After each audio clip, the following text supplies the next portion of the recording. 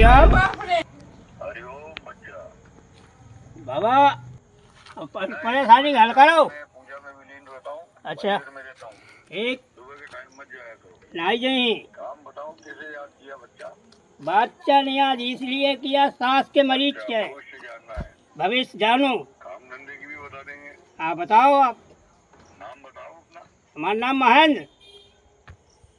अच्छा, जन्म तिथि बताओ। पता नहीं है। अच्छा, 1 मिनट रुक जाओ। हाँ, आ गया तुम्हारा भविष्य। बताओ कंप्यूटर पे आ गया। बताओ।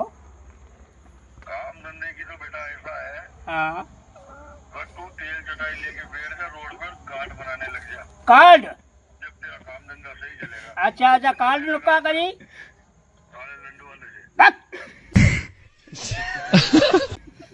तू तभी सिखाएगा मेरे को बहन के लौड़े। कैसा झूठी बात बोल रहे हो पंडित आदमी का। बोलते कैसे हो? बोलते कैसे? क्यों बोलते हो ऐसे? क्यों बहन बोलता महात्मा की गान? बस आई माँ की चूल मारू भोसड़ी, बस तेरी माँ की चूल मारू भोसड़ी। खबरदार आवाज मत देना बाबा।